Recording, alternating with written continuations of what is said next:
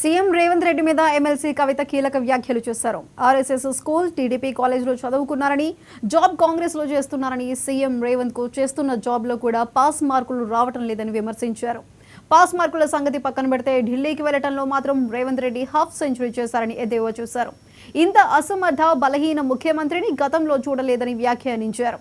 తెలంగాణ ఆత్మగౌరవాన్ని రేవంత్ ఢిల్లీలో తాకట్టు పెడుతున్నారని అన్నారు కవిత. రేవంత్ రెడ్డి గారు మొన్న ఏదో బుక్ రిలీజ్ ఫంక్షన్ పోయింది. అక్కడ ఏం మాట్లాడుతున్నారు? మీరందరూ స్టూడెంట్సే, మీకు తెలుసు ఏం మాట్లాడుతున్నారు. నేను ఆర్ఎస్ఎస్ స్కూల్కి పోయినా, టీడీపీ కాలేజ్కి పోయినా, జాబ్ మాత్రం కాంగ్రెస్ దగ్గర చేస్తున్నా అని చెప్తున్నాడు ఆయన. కాకపోతే ఆ చేస్తున్న జాబ్లో కూడా కనీసం 36 మార్క్స్ కూడా వచ్చినట్టయితే నాకు అనిపిస్తలేదు. స్కూల్లో కూడా, కాలేజ్లో కూడా పాస్ అయినట్టు అనిపిస్తలేదు. ఎందుకంటే ఆర్ఎస్ఎస్ స్కూల్లో ఏరి టీడీపీ కాలేజ్లోకి పోయి ఉద్యోగం కాంగ్రెస్లో వచ్చిందంటే అర్థం ఏంటి? ఎంత క్రెడిబిలిటీ లేనటువంటి వ్యక్తి అన్నది ఒకసారి ఆలోచన చేయాలి. ఇక అవన్నీ ఒకసారి పోలేని పక్కన పెడితే, తెలంగాణ నుంచి కనీసం ఇప్పటికీ హాఫ్ సెంచరీ కొట్టిండ మన సీఎం సార్.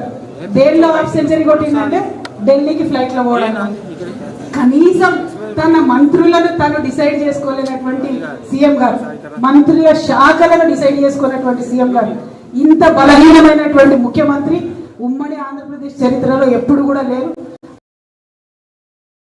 కిరణ్ కుమార్ రెడ్డి గారు కూడా ఇంత బలహీనంగా లేకుండే ఇవాళ 50 టైమ్స్ ఢిల్లీకి పోతున్నారంటే, ఏ చిన్న నిర్ణయానికైనా ఆయన ఢిల్లీకి పోతున్నాడంటే తెలంగాణ ఆత్మగౌరవాన్ని ఢిల్లీలో తాకట్టు పెట్టినట్టుగానే మేము భావిస్తూ ఉన్నాం.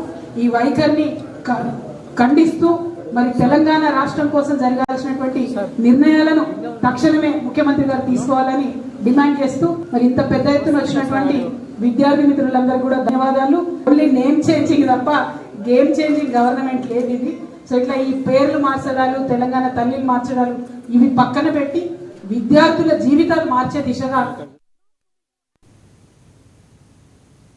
ఫార్ములా ఈ కార్ రేస్ కేసులో ఏసీబీ నోటీస్ ఇవ్వగానే కేటీఆర్